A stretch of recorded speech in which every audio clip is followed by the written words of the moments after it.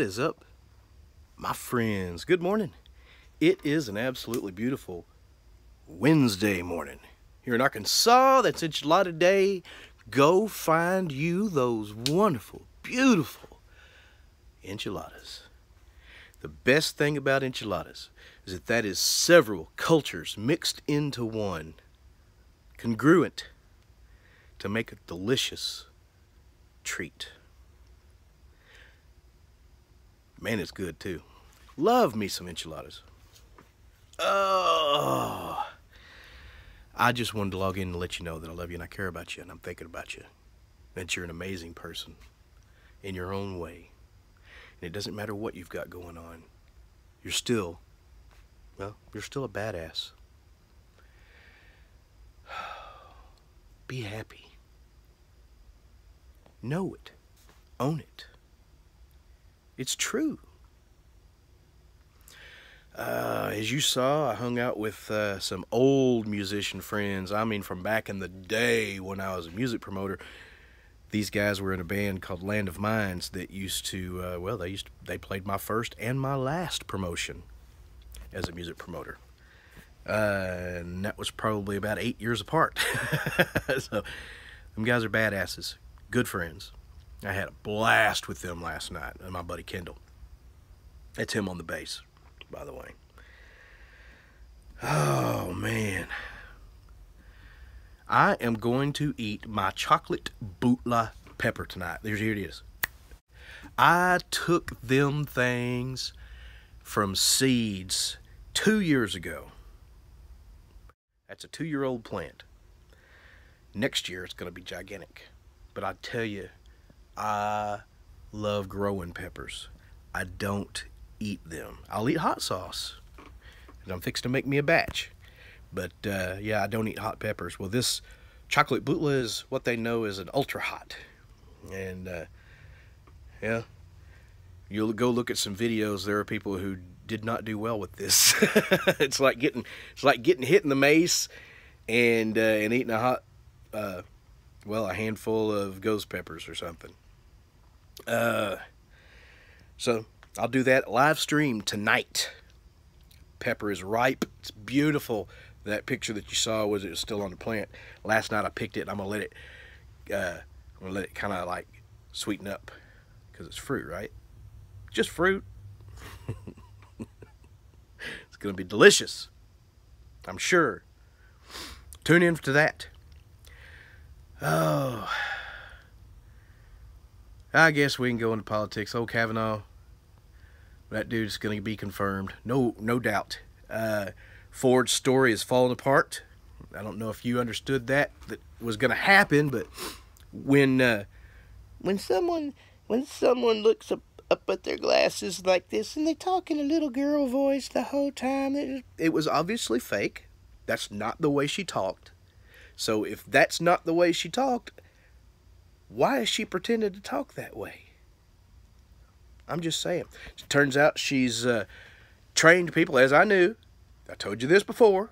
She trained people on how to beat lie detectors tests. She said she's never done that in the committee. Under oath, she said that she'd never shown anybody how to beat a lie detectors test, never had any kind of conversations about that. Apparently they knew that had already happened. So I guess that Miss Mitchell didn't do so bad with her cross-examination because there are holes everywhere in her story.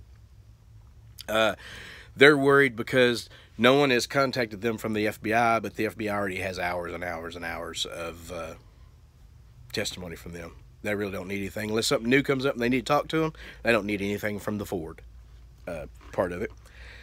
Oh, so Ramirez, they're upset because they are not sure if the FBI followed up on the 20-something leads, the wild goose chase that they pointed them on.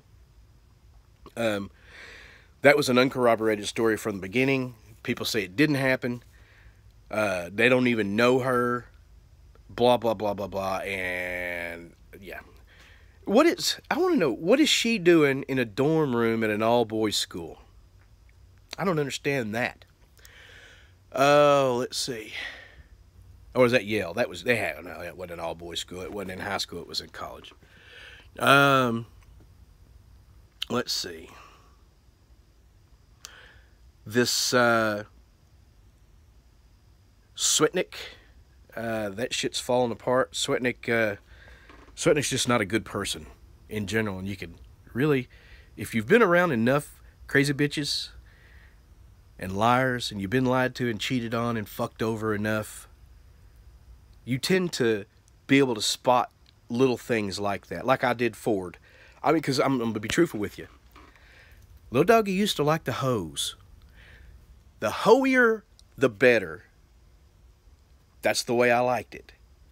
And I got fucked over a lot as a consequence. Like when I say I was into loose women and bad people that abused me, and I loved it. I was addicted to it. I'm not bullshitting you. I went through decades of putting myself through living with bad people until I found, well, I finally changed my ways and sought out my wife. Everyone up to that point, I can't even say we're good people. They abused me systematically over years. When you've seen this kind of behavior enough, you spot these little things, like Ford's lying. The way she tucked her chin in and talked in a little girl voice. The way she had her glasses, and when the testimony went over, she went from scared little girl to cute little girl, by the way. I think that's what they call it in body language. You're playing cutesy, or cute. I'm so cute and proper and prim. She puts her glasses up and she's strong and defiant. Not at all the person she was just pretending to be seconds ago. Watch it. So yeah, that's Ford. Swetnick. It's bullshit too. Telling you, it's all falling apart. It was bullshit all along. And you knew it. You knew it. Oh, so, and it doesn't matter how much ice he threw in college. No, he's going to be confirmed. And if he's not, something seriously needs to be happening, like replacing all these Democrats. Because if you can't trust Democrats at all, fuck them. That party needs to go away. You have people like Hillary Clinton. All Hillary wants to do is badmouth and bash and divide people. She wants to say that things that aren't racist at all are racist. She wants to just put everybody in boxes like I talked about yesterday.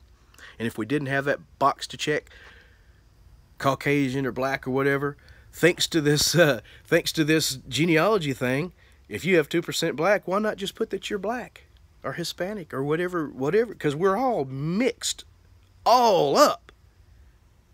You understand? I may have fucking red hair. I got black person in me somewhere back down the road. In fact, I do believe that's where civilization started. All of us were black at one time. Imagine that. Oh, hell, even half the pharaohs were black. It's in Africa, after all. Man, things are happening around this world that are just nuts. All you have to do is pay attention to your world. Be there for the people you love and care about. Don't waver, don't falter. Be strong. And if you can't be strong, find someone to talk to and rely on. Because you've got that. There are people out here that care about you. There are people out there that love the fuck out of you. Even if they may not say it every day, they do. You're worthy. Be aware. Watch when it happens. Go hug people. Thank police officers and first responders, ambulance drivers, military. They're all fucking heroes. Maybe a job, but it's a job they ain't got to do. They can make that much money, well, working at Amazon now. So what I'm trying to say is, they put themselves in harm's way on a daily basis. They subject themselves to things that mentally we wouldn't be able to handle. I don't know how other people do. I've told the story of the man, it was on the front page of the paper, was a man who was a crackhead, and they had a baby. The baby was born a crack baby. It had jaundice or something too, and it would just scream. It screamed for a couple of weeks. And this man finally just broke and went nuts in the parking lot of some grocery store here in Arkansas, in Little Rock. And he grabbed that baby by the leg, and he slammed it on the pavement and on the curb until it stopped screaming. In fact, he kept doing it. He was carrying the baby around by its leg, dead, slamming it on the light posts and stuff when the cops got there, and they had to shoot that man to make him stop, and killed him. And the cop that shot the man, they showed a picture of it. He was sitting there on the curb, bawling his eyes out. I couldn't imagine rolling up on something like that. And these cops, not only do they just roll up on shit like that, they have to go from that to whatever comes next. So when you see a cop, quit fucking with them. Don't be indignant. Don't be a son of a bitch to them. Because you never know what they just came from. You understand? Be helpful. There's a certain amount of civil disobedience that's cool, but when you're stopping them from doing their job and you're stressing them out for no reason, that's fucked up. That's fucked up. Be supportive. Thank them motherfuckers. Buy them a drink, buy them fucking coffee, buy them, do whatever you can. Hold the door for them, shake their hand, tell them thank you. Because they deserve it. All right, tune in tonight. Probably do it about 7:30. Look for the live stream. If you'd like, click that bell. It'll let you know when it happens. Subscribe. Be a bad motherfucker. Love everybody and show it. Eat some enchiladas today. I love you. Have a good one. Lil Doggy.